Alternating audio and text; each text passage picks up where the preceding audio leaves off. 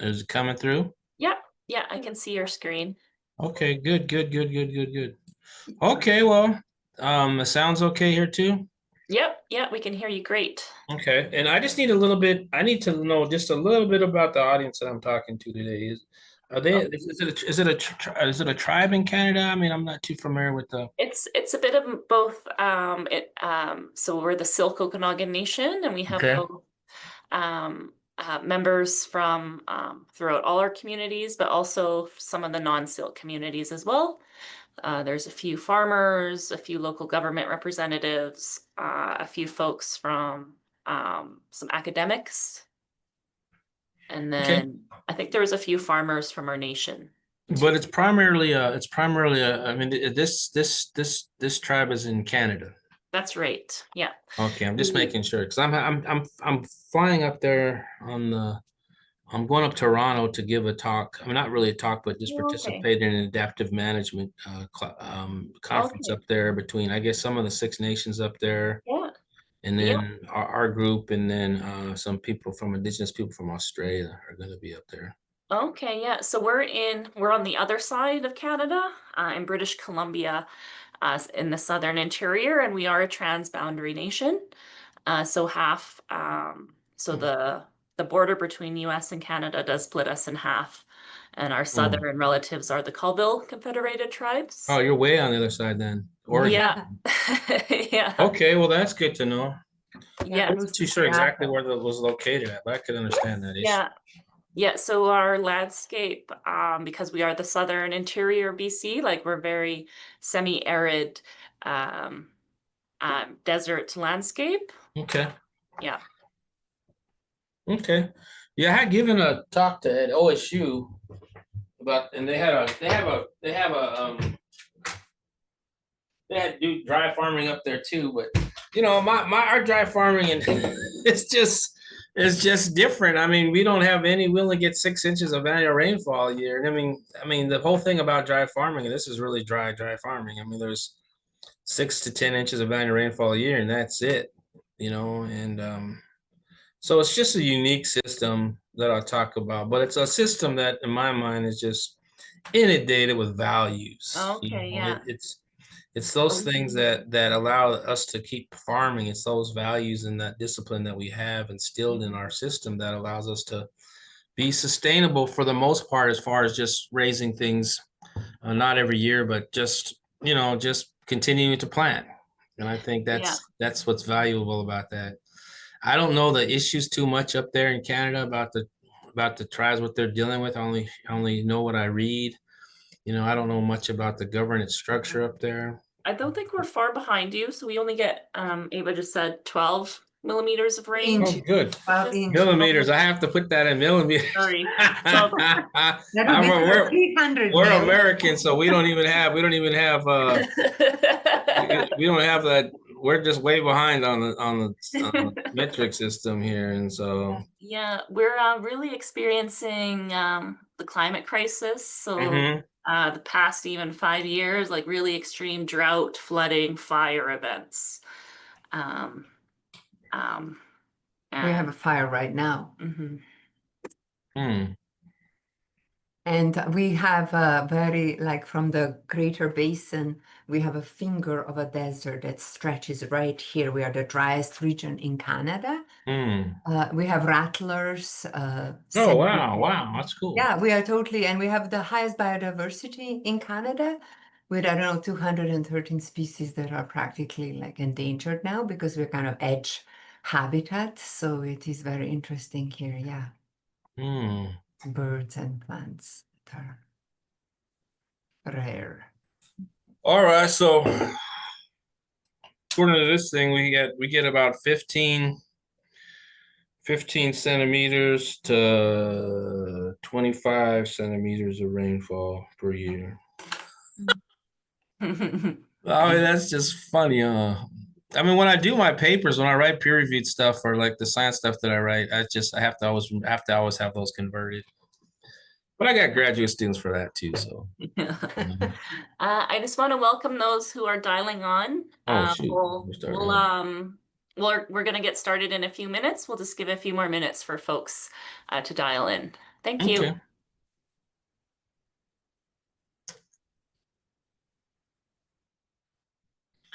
All right. I guess we're live.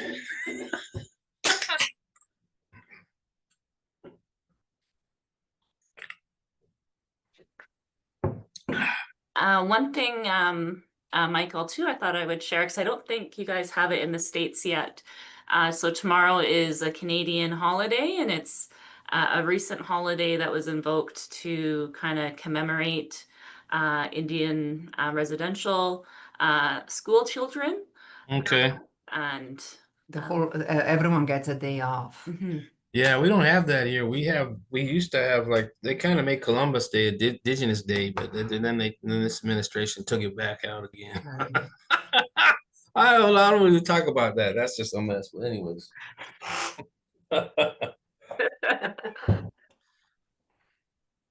Oh man.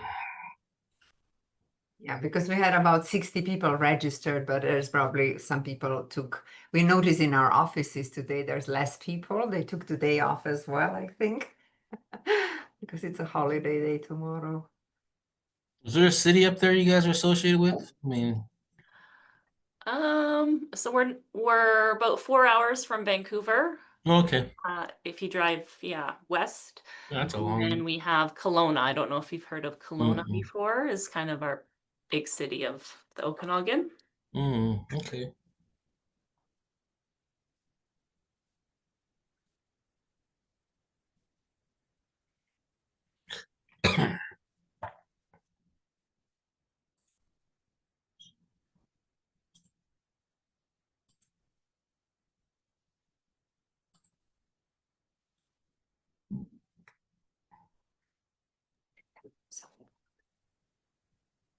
Okay.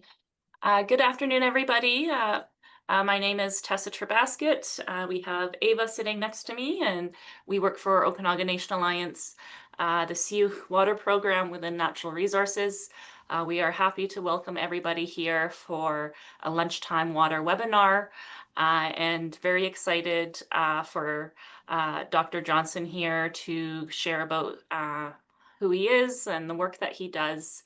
But really interested to learn about Hopi traditional agricultural practice and dryland farming. And I think how our forecasts that we're seeing here for our region with the climate crisis and the incoming desertification when we already are a semi-arid region. I think we have lots to learn from our southern Hopi relatives. So thank you, Michael. Maybe to get started, would you be able to introduce yourself and just share a Yeah. bit of who you are? Yeah, I appreciate first of all being invited by the Alliance to come speak.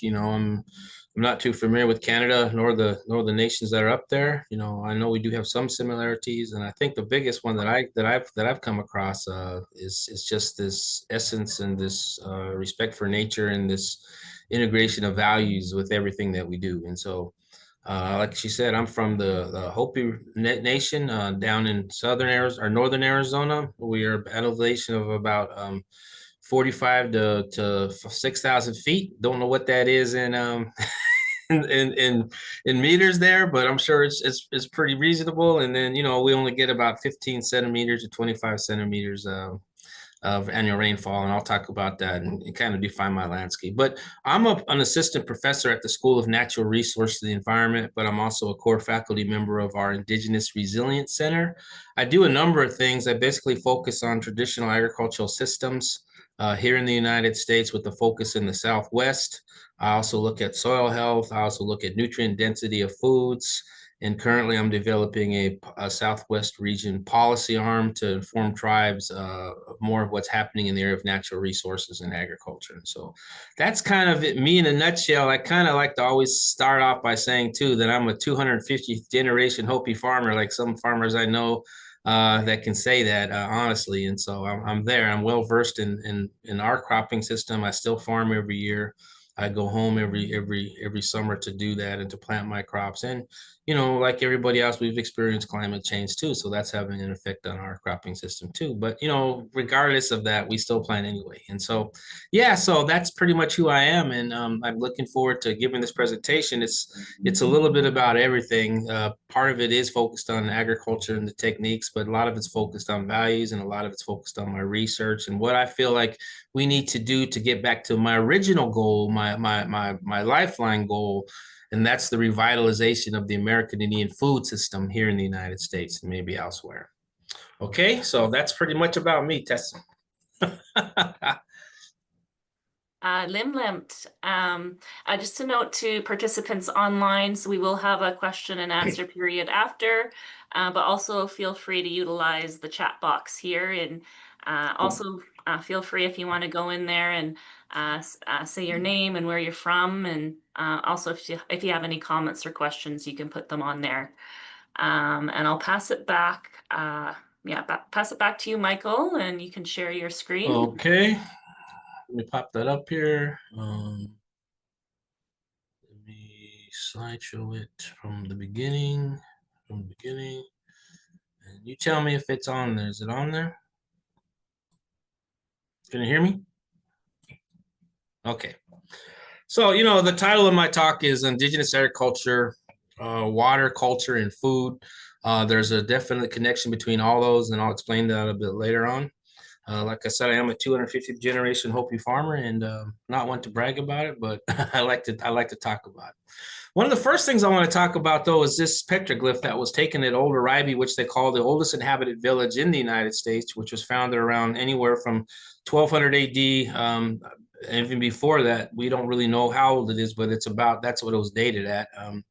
So, you know, this idea of regenerative agriculture for us is just value-driven. Regenerative agriculture, in one sense of the terms, is about soil health, things like that I'm learning. They're giving a lot of credence to tribes, as they should, just like permaculture, because we've been doing that for eons. But this picture is basically a petroglyph of our way of what's going to happen to us and what we could do about that in these modern times. And we believe that we came out of 3 previous worlds.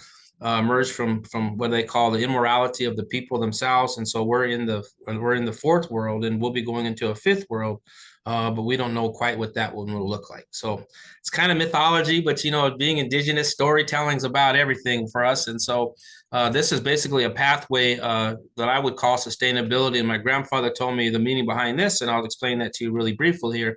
You'll see 2 paths that go on that emerge from that square, which is basically represents this world. And you'll see a bunch of figures on top up there holding hands, and you'll see that staircase that evolves up on the top there. And what that really means to us is that there will be a lot of people, not only ourselves as Hopi people, but the world in general, who will take all these different steps up there, and each one of those things represents conveniences, the modern things in life. And you can see how that pathway just kind of ends abruptly. You know, the guy down below, and this is what I'll talk about a little bit more, is a farmer. He's down there planting his corn with his planting stick. He's holding strong to his values, and that you can see that pathway goes off the rock. That means that as long as we continue our values, that he'll be able to go, and we'll be here to get through the next change in this world. And so, but the thing that connects these two, and that's where I fit in, there's a line that connects those 2 paths. And that is the path, in my mind, what I was told was a path of choice. You know, we still have the choice to go back down below and hold on to our values and those things that mean a lot to us, the important things in life, like family, you know, our ceremonies and things like that. But it's always about a choice, you know. And so that I feel like at this time in my life, in my career, that I'm trying to create opportunities so that people have that choice to go where they need to go to better themselves and their communities. So that's kind of the meaning of that. It's kind of neat when you think about it. So, you know, a lot of this stuff is what I call intergenerational driven. To make me a 250th generation Hopi farmer, I have my father to the furthest left or your right. I have my great grandfather, my grandfather, and then I Photoshop myself in with modern technology there. So it kind of makes sense to do that. But it's really the generational, it's the storytelling, it's the continuing of these practices, no matter what, that allows this intergenerational approach for our techniques and our methods not to be lost over time. So what are this indigenous agriculture? What does these things teach us? how do I incorporate my values? What values are associated with my agricultural exploits? A lot of it has to do with respect, of course, reciprocity, nurturing, self-wealth, humbleness, confidence, integrity. I learned a lot of this stuff, from my grandfather when I was out in the field. We've practiced all this stuff. And for the most part, when I was a young child out there, I didn't like it out there because I was hoeing weeds, getting up at 5:30 in the morning.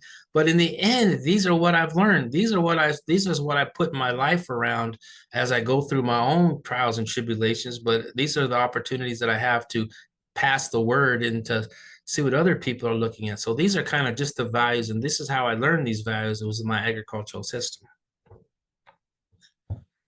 So when I talked about earlier about, redefining the narrative, the regenerative agriculture movement is a strong one out there down in the United States. I don't know what it's like up there in Canada, but, it's still looking at the process of things, and you can see there's a definite sterile definition on the left-hand side, dedicated to one of the professors that came up with that definition. And then I have my definition on the left-hand side, because if we're going to incorporate indigenous values or give them credit, we need to talk about something that gets close to what they believe in.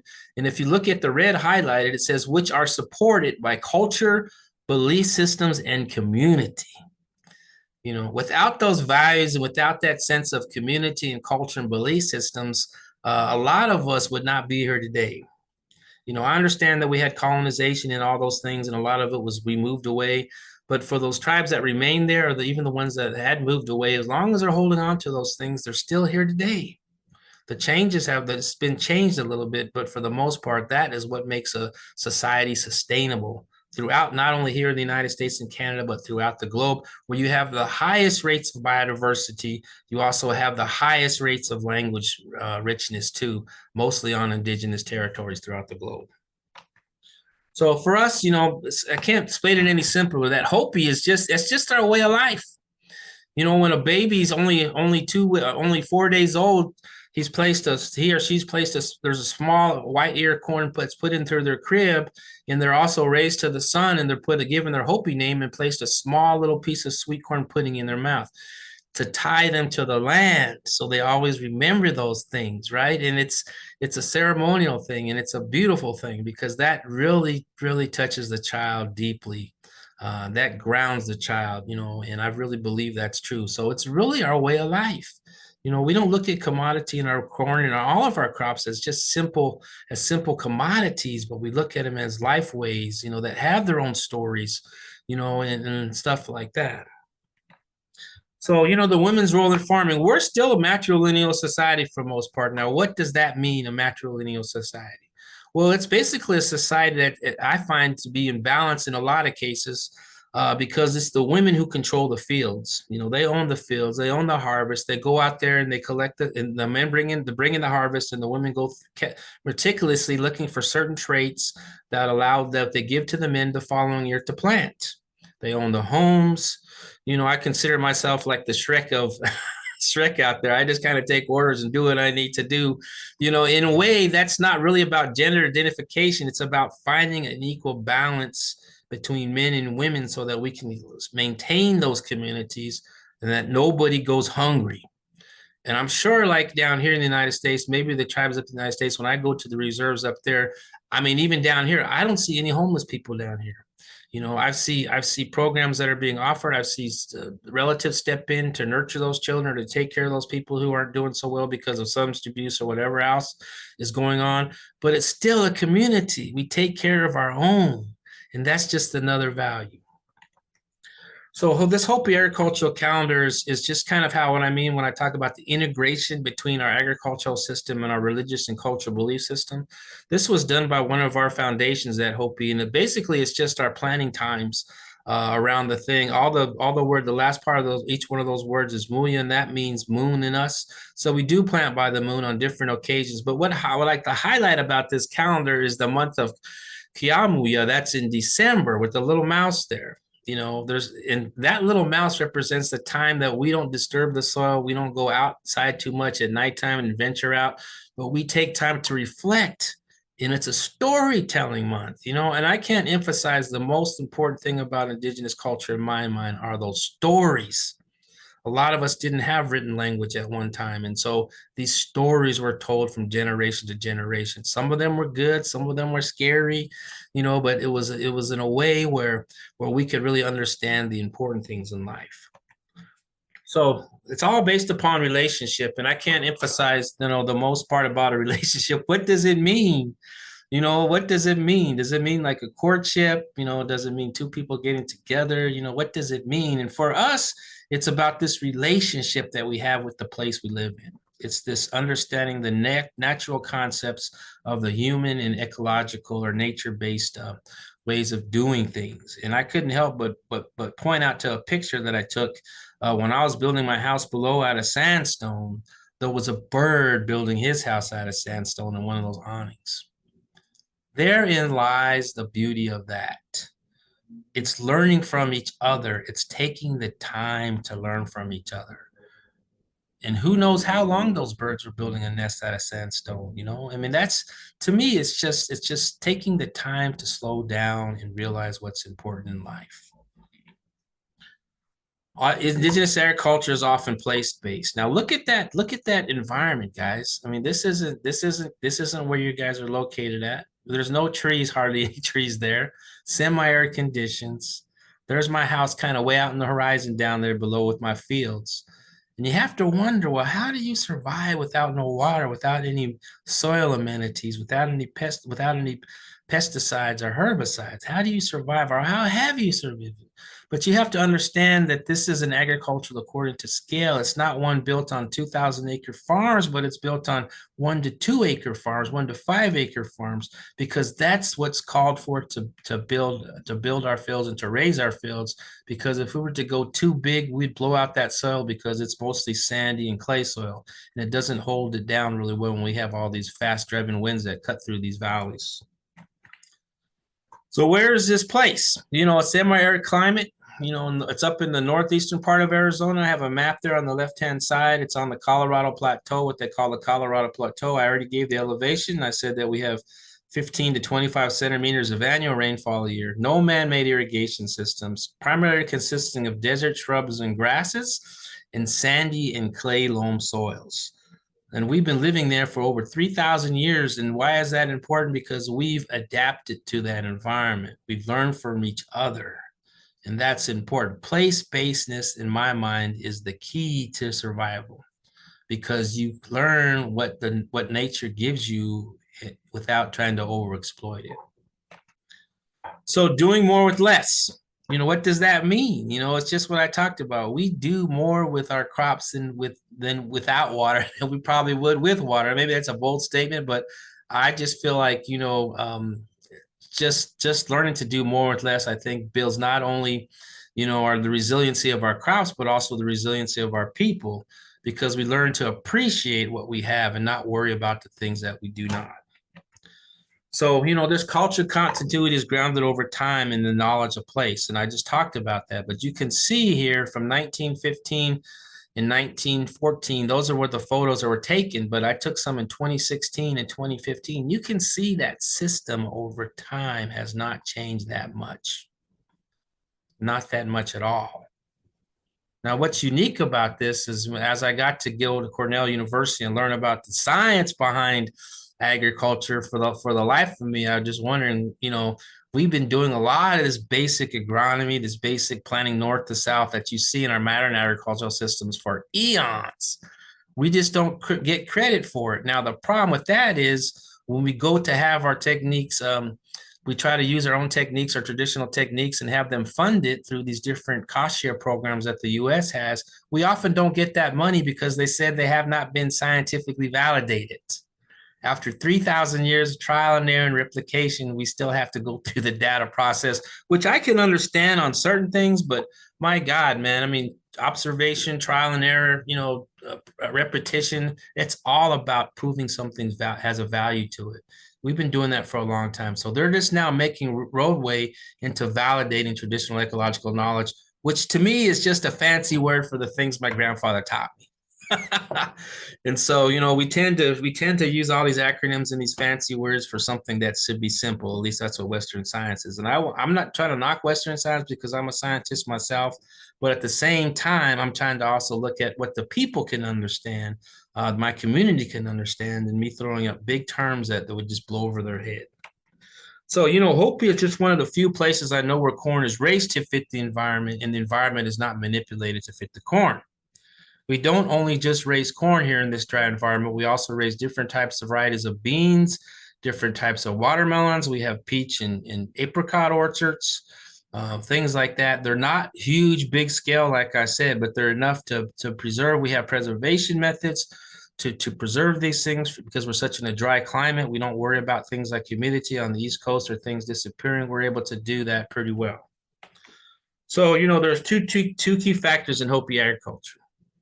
Because we don't have a massive amount of annual precipitation, we rely upon the amount of snowfall because over time it starts to sink down into our soil stratosphere, so that some of it just ponds up down below the surface with these different layers, the clay layer, sand layer, and that winter moisture stays there. And we need that moisture because all the way from March all the way until the end of July, we have no rainfalls. I haven't seen that much rainfall at all. So those crops need everything they can to survive. And so we have deep planting methods, at least with our corn. You can see the amount of rainfall on the other side. That's from one monsoon event, and I'll tell you why that's important. But for the most part, by that time, those crops are out of the ground. They're above the water line there, and they're able to, all they need now is that extra boost to fulfill the kernels out, to have grain fill, to have the pods of beans fill out and the melons ripen up and get what they need too. So it's a very crucial time. So, fields are strategically placed. That's one thing about being in the same place, where to put a field. In my area, there's a big mountain of rocks over there. It's called a mesa. And you can see the monsoon event coming in there, boom, it hits that, and all that water runs right into my field. And like I said, there's no eutrophication takes place or oxygen being starved from the water because those crops are above the ground where they need to be. So the importance of that, and what I want to go back to, is that we have new soils year in and year out based upon the monsoon rains, at least in my location. After that one monsoon rain event, and you've seen that ponding that took place in the previous picture, you can see all those new soils in there, all those new minerals, all those new nutrients. It's very strategically placed. It's what I call indigenous ingenuity. It works. It's beautiful. So also this place-based and living place-based knowledge, I don't need a soil moisture probe. I don't need to figure out how deep my moisture goes because we've been there for such a long time that I could use what they call these biological indicators. We have different weeds with different rooting depths. And being there, we know which ones are the shallowest. And if we see a majority of the shallowest rooting plants available in the springtime, we know that we don't have to plant that deep and we should have a pretty good year because there's plenty of moisture in the ground. And anyways, we plant anywhere from 6 inches, or I don't know how much that is, down to 1.5 feet to 18 inches down in breadth, at least with our corn, which is deep. But we have to plant where they need moisture because moisture is required to germinate those seeds. So some of this, observation, like I said, is based upon what we see, and I can kind of go over this. This is not a typical field you'll see up in Oregon or our typical conventional agricultural field of corn or beans. You see the wide spacing in between that because all of those crops are designed, all these things are designed to conserve soil moisture. Every single technique that I know of is designed to conserve soil moisture and help the plant along its way. That's why you have clustering of corn plants. They shade each other. And I'll tell you what they do. They shade each other. They allow less competition when they're together like that from around it. They also help with self-pollination. Corn is a self-pollinator, so they're able to knock the pollen on each other. They also help with predation because when the crows can get the outside ears, they can't get the inside ears because that canopy is locked tight. They also help each other from lodging. We don't really get that event, but when we do get these monsoon blasts, A single plant will get knocked over, but when they're bunched together, they're good like that. And what's unique about that is we only take the corn. We only take the corn. We knock the stalks down on the ground. We leave that to help with organic matter. In the following spring, winter, the snow drifts across the field and it piles up on those leftover residual. And the following year, we plant in between those rows because that's where the most moisture will be at. Off that one technique of clumping, we do all those things. We get several benefits off just that one technique of clumping. So that's kind of unique. This is desert agriculture, semi-arid desert agriculture done here. Now I have to say that because if I take my seeds and I move them up to Canada or I move them anywhere else, they don't do as well because it's different climate. I take them to Washington, D.C. They got super tall and then no ears came out. And so, it has to do a lot with photosynthesis and the plant and things like that. But they only grow really well in this particular place. And I've got studies to look at that, location, because I feel like, where you can prove where the things are growing the best, that's where your resources need to go in order to keep it there. So, some of these place-based adaptive management techniques, I've talked to some of them, but, you can see, all these things. You can see the watermelon plant on the top. If you look really closely, there's stakes in there that you pull those leaves, those vines apart, because what happens is that over time, those vines tend to tangle when they're not strapped like that, and they knock the flowers off each other, which is where your fruit comes from. What the other ones is just is like I said, it's just thinning out the corn. You have to thin them out. You usually plant 10 to 20 kernels per hole. You usually thin them out to 6 to 7 in a pretty good year. And then you just pile the rest of the thing around the base of the plant to help with the soil moisture and also for future organic materials. The one that I really like to show is that little tiny dot, the littlest circle on there.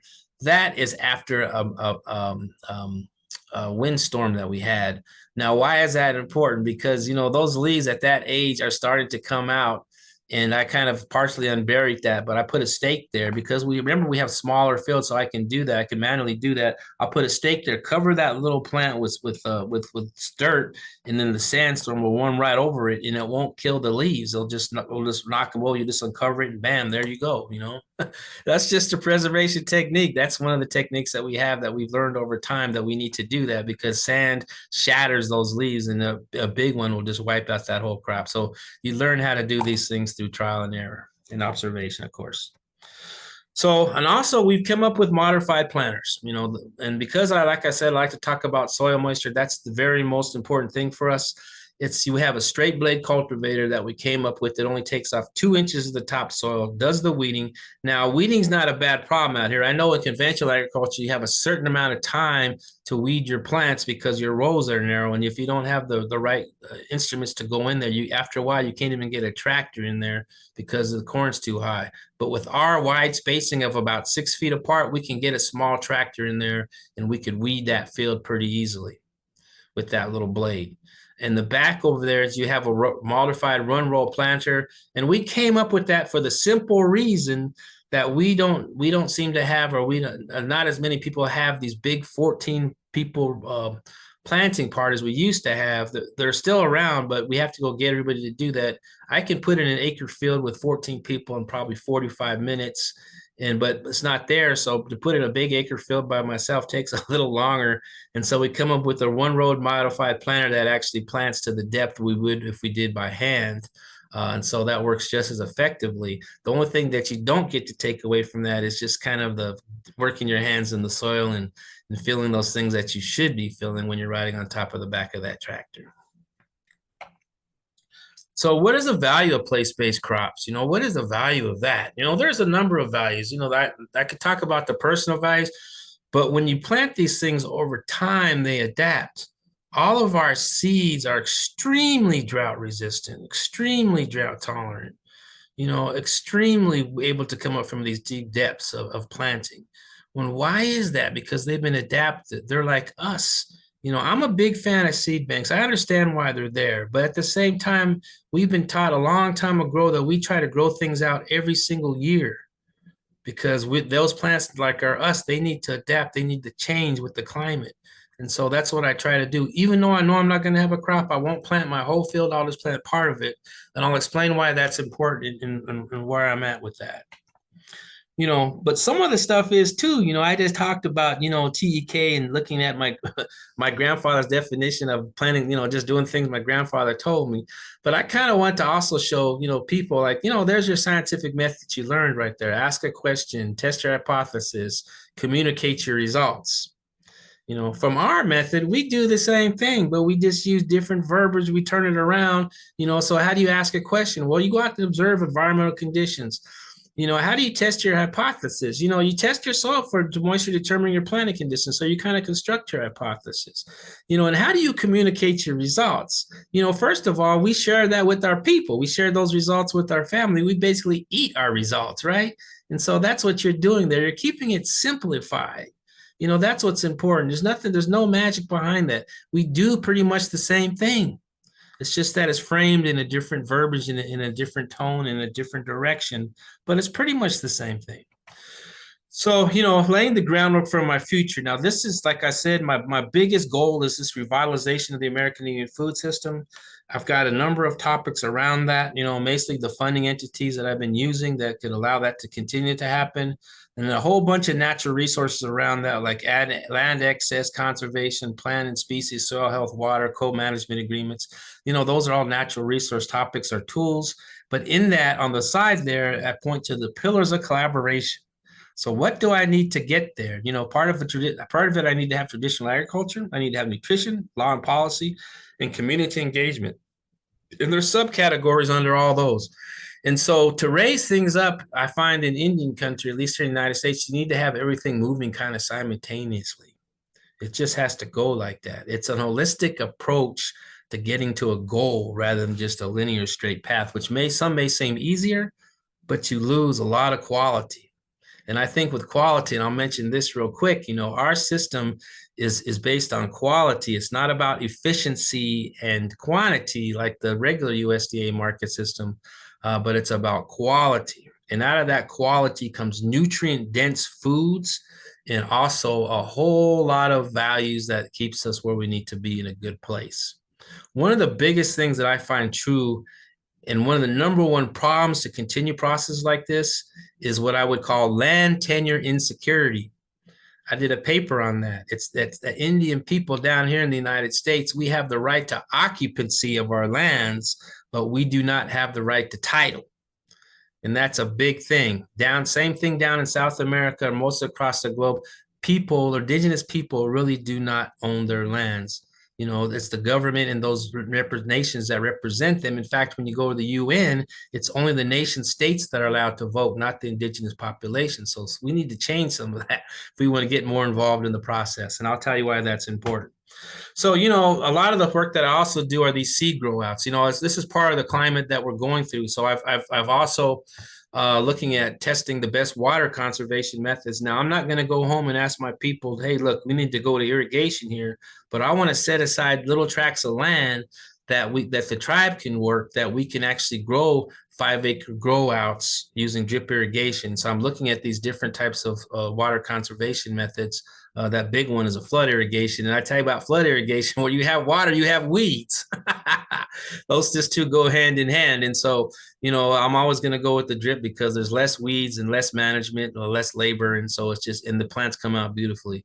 Up above on the right-hand side was this part of this formation is this Pueblo Agricultural Alliance that I built, where I have 19 tribes, New Mexico Pueblo tribes, which I would make the case are some of the best farmers in the world. Traditional farmers, and down below are just an example of these seed grow outs that I feel like is very important to keep our varieties in check and to keep growing these year in and year out. So, this nutritional analysis I've got going right now. So what's in these crops? What's going on in these crops that did make us healthy at one time? Right now we have record levels of diabetes. We have one reservation here in Arizona that has an 80% diabetic rate, the highest in the globe. Why is that? 80% of the people there have diabetes. But in my mind, it's what they're eating, of course, right? But then there's also the problem of soil health. A majority of our lands, our agricultural lands here in the United States, are leased to non-Indians. And there's very few monitoring going on of the condition of those lands. In order to have healthy food, you need to have healthy soils. Those two are integrated. Healthy soils lead to healthy food, lead to healthy people. Let's put that trifecta together. But so we need to figure out ways to monitor those soils. So I've got programs that I'm starting to look at that, because my ideal is if the tribal members will not raise that, is to have some kind of codes that would allow the non-Indian producer who's on tribal lands to put at least a half an acre away to raise good quality products, good food, to get those back into the schools of our reservations-based schools for our kids' health, and also to teach them a lot of things.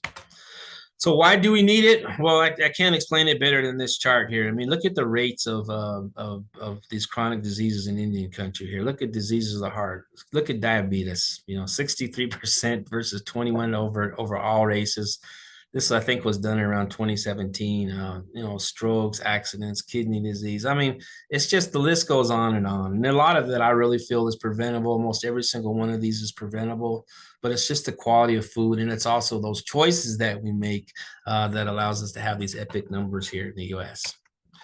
So, my main thing is also the education for the next generation. I mean, that's just me. What do I do? How do I integrate these things? Well, we have a tribal extension program here, but it's a grant, and I'm trying to find ways to show, how, first of all, I have a study going on looking at the economic impact of Indian agriculture in Arizona, because I'm making the claim that it's a big one, and that the state needs to contribute more funds to support people like tribal extension, because those are the guys who are on the ground, guys and ladies on the ground, who actually work with the community to see what their needs are, to bring the needs to the table so that we may address those needs, not only at this institution, but across the spectrum.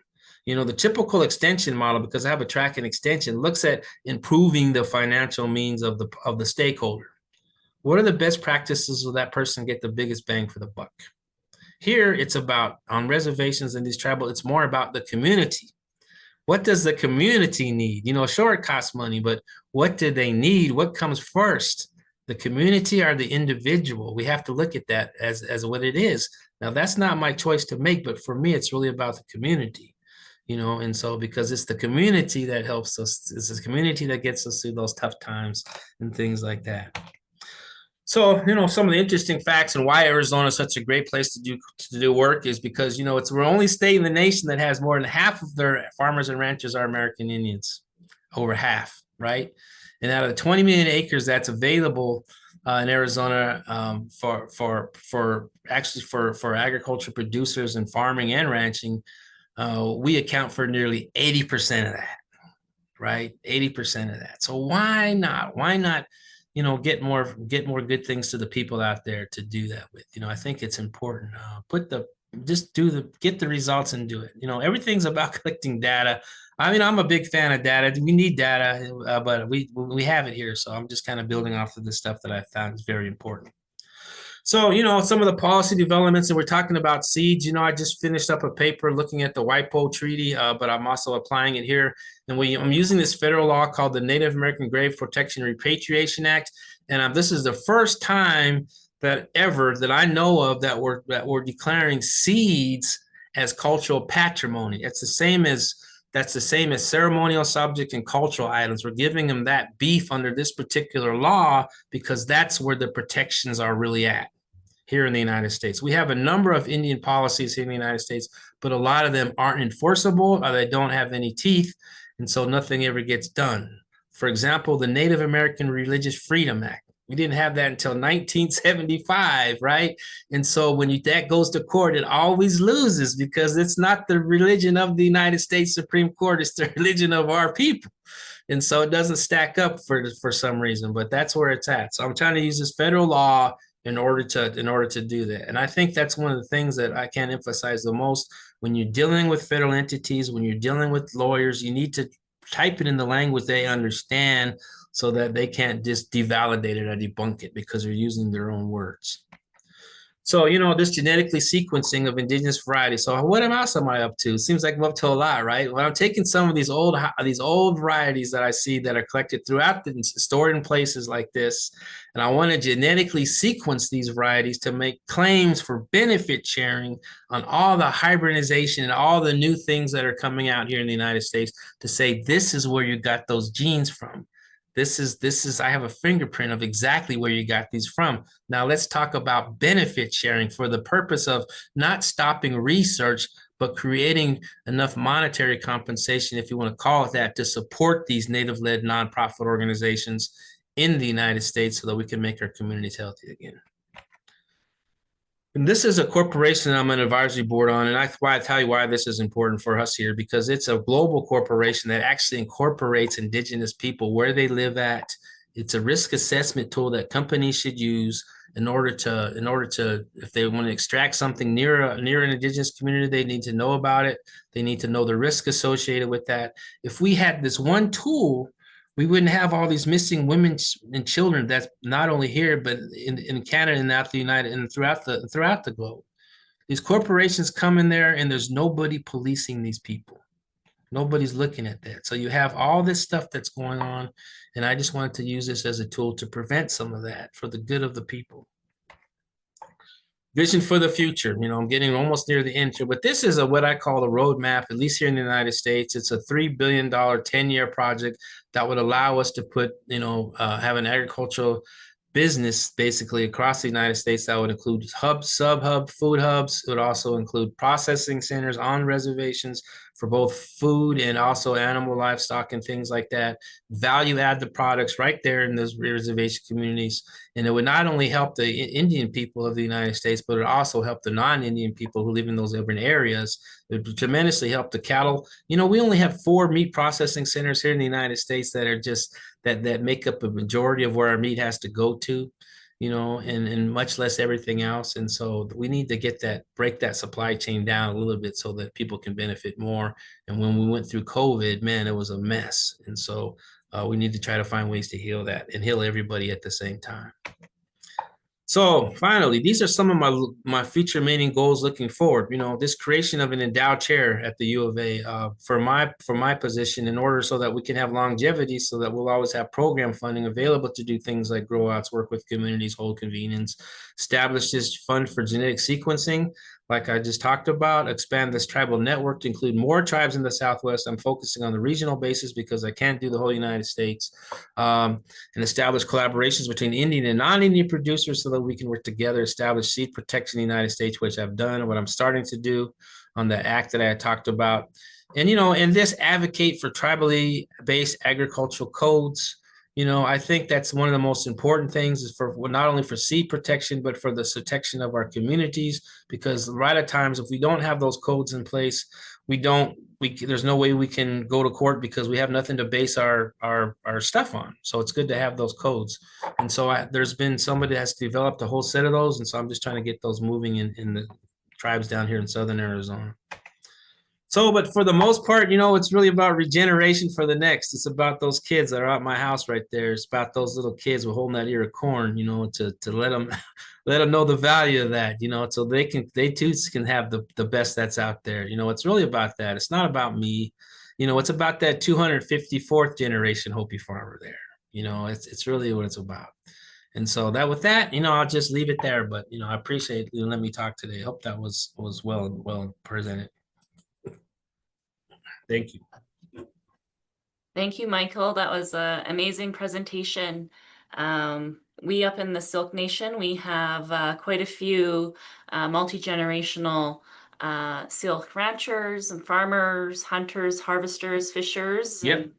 And, it would just be great one day to get a delegation of our farmers and harvester folks just to come down there and just to do a cultural exchange, I think. Yeah, I'm working on that with the farmers in Oaxaca down there. The Hopis we didn't come across the Bering Strait. We came from South America, and that's been proven now. And so, I want to work with the people down there, and then with everybody else too.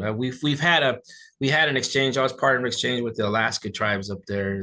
We had a couple cultural camps up there, and that was different. I'm not a big fish eater, bar none, but but we don't have fish at Hopi, so I wasn't raised with it. So, and I certainly don't put any in my corn plants, that's for sure. And so, but it's just different. It's beautiful up there. The trees are beautiful. It's not home. I feel a little claustrophobic, but it's beautiful up there. It's pristine, and I'm sure there's places like that in Canada that are just like that. And it's beautiful. It's really your environment. It's what you've come to know. It's what you call home. And I think there's nothing better than calling a place home. And a lot of people don't have that. So I'm just grateful that I have a place like that. So yeah. Great. Thank you, Michael, again.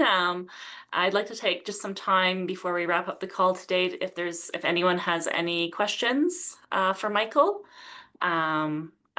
feel free to raise your hand, or just turn off your mute and ask away.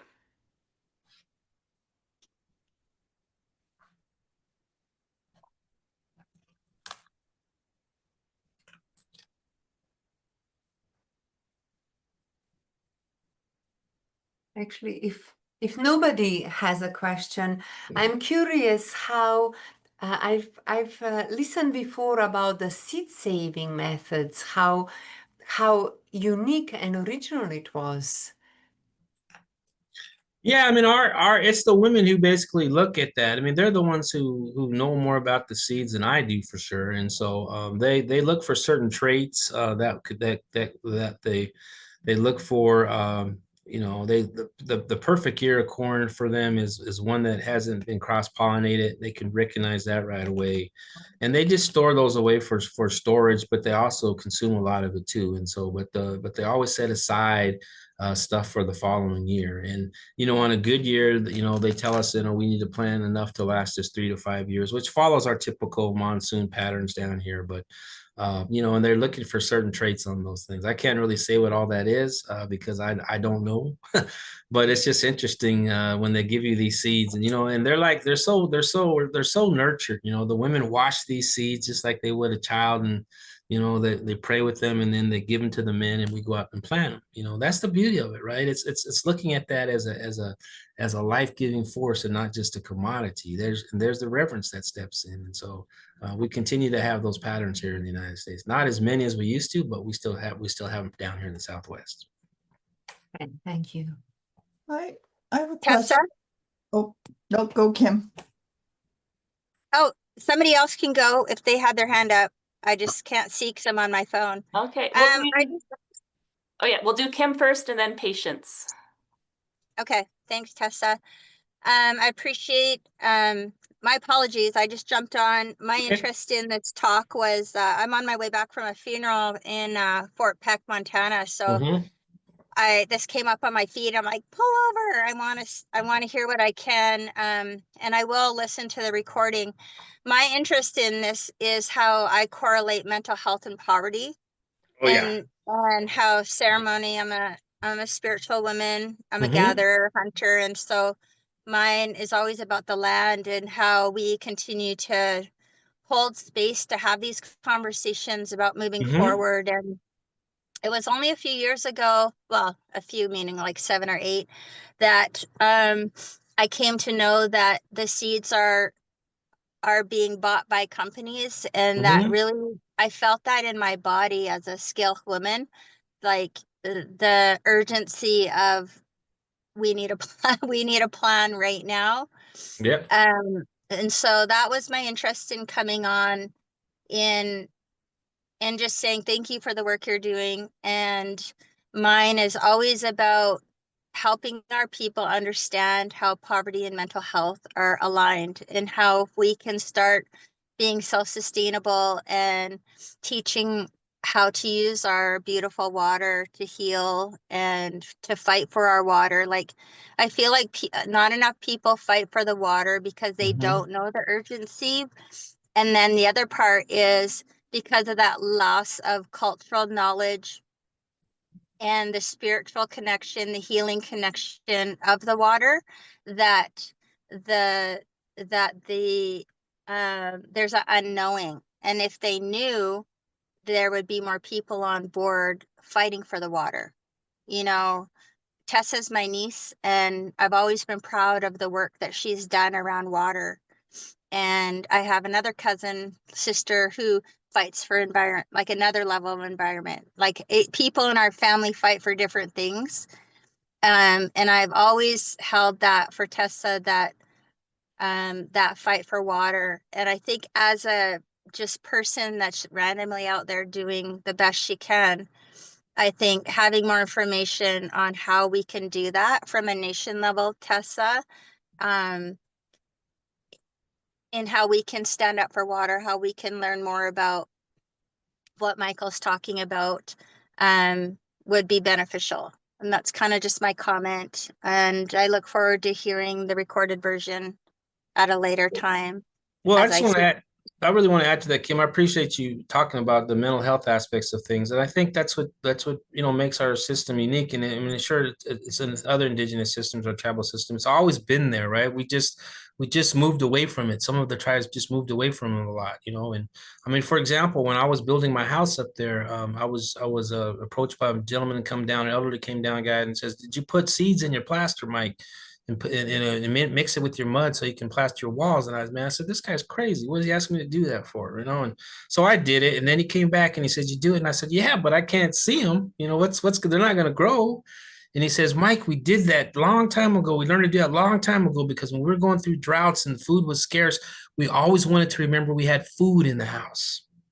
So, and that's the psychological things that these practices and these techniques and these stories invigorate us, right? And so I can't emphasize the fact any more fact than just those stories on how we got through the hard times and that we identify as who we are, that makes us stronger. I always tell the youth out here, you don't want to go to school, and I don't want to hear any of you young people coming back saying you're having an identity crisis. Because if you are, it's not your identity, right? And so we need to share those things more with our youth. And I think involving our youth at a very young age is important. I know there's a disconnect between the elderly and the youth, but there are ways to get them together. They should be together because they learn from each other. But I really appreciate your comment, Kim, on just talking about the aspects of mental health and traditional stuff that we're doing. So thank you so much. Patience? Why? I have two things. The first was about youth, actually. A lot of our young people are being raised in cities and towns and often a long ways from our community. Yep. And so trying to figure out how to shift. I've spent most of my career in education and worked at everything from Head Start programs right through to university. And just this idea of how do we shift our systems in education to the growing season so that we can have the kids have that annual cycle of planting and resting and all of those things where they can participate, where we're stuck with these spring break in summer, right? We're stuck with these artificial schedules around the education system that doesn't have room. And have you done anything with that where you're getting the kids out on the land when they should be on the land? And math and English can wait because it's a little bit more different. We have reservation-based schools, which we can do that. We've done some of that. But it's the kids right now, they're inundated with everything else but culture, it seems like. I know that there are schools out there that emphasize that more.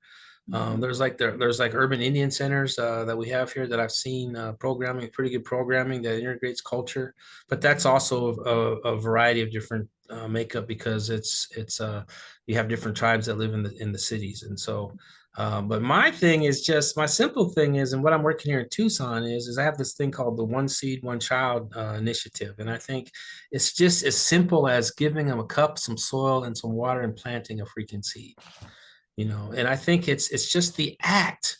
It's not so much whether or not it's going to mature, it's going to grow big, but it's just the act of having those kids plant something and then expressing themselves and talking about it. I think that's the beauty of it. And And as much as the politics we have all over the place, it's just planting a freaking seed. My God, man. I mean, there's nothing more powerful than that. Because in a way, we're planting ourselves. And I think that's the beauty of it. And if you can emphasize that part of their mind at that age, then you're doing a good job. I mean, it's hard. You can't really expect them to integrate with the land and learn all that stuff because they're not there, and the opportunities to me are becoming few. But I've seen some tribes, and it really depends upon the governments or the tribal governments if they want to integrate that, in the nonprofits, especially. The nonprofits in most cases aren't supported by tribal governments. They're kind of doing their own thing.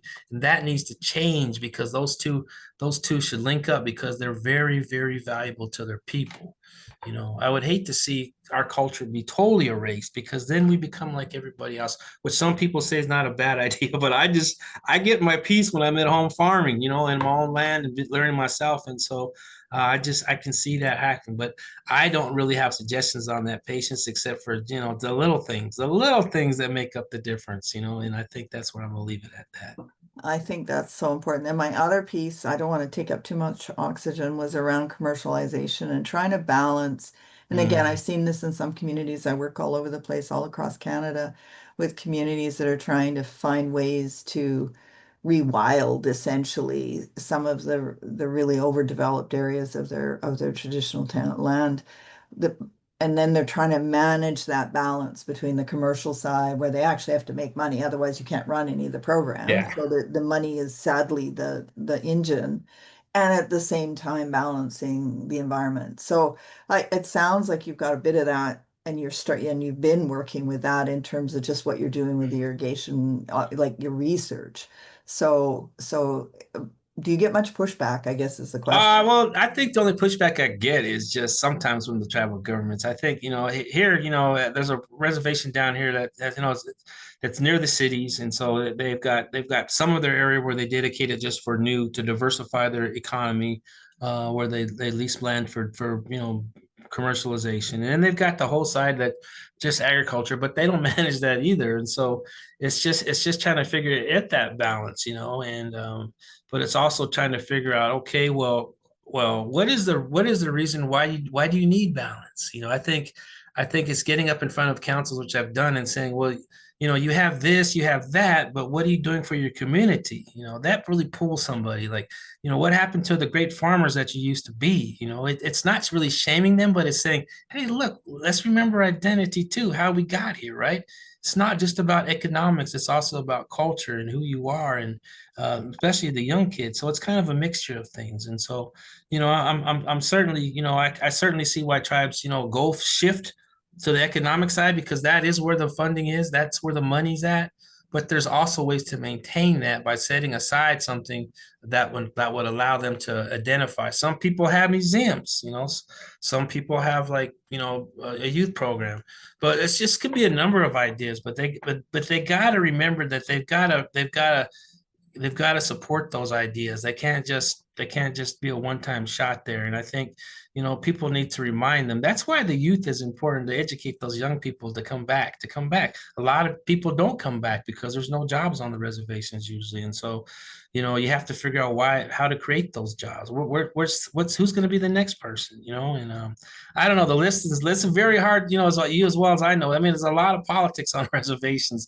And so it's hard to figure out what's going on and what to do, and it's just, for me, it's just trying to keep things simple. But there's always complexity and simplicity too. So, so anyways, I don't know. It's pretty much of an answer, but I gave it a shot.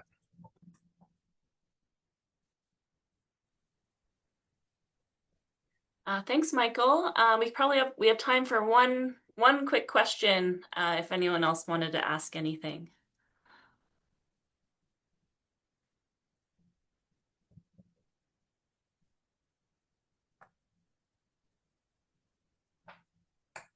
Great. I think with that, we can wrap up our lunchtime webinar.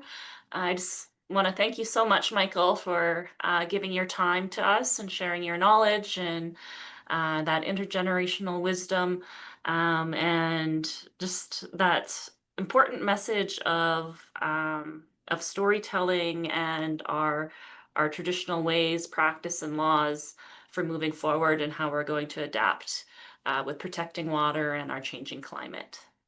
Yep. And I want to say one thing before I leave. And I think one of the things, I know I don't know people out there, but I always like to tell people when I leave is, once in a while, watch the little bug cross the road, man. Slow yourself down enough just to catch that little breath and watch that little insect or whatever cross the road, because I think it's important to slow ourselves down just a little bit sometimes, because I, as an individual, get carried away sometimes. But, just take some time for yourself. That's about all I have to say. But thank you so much. Thank you, Michael. Those are important words as we close. Okay, have a good day, everybody. You too. Thank you Bye-bye. so much. Bye-bye.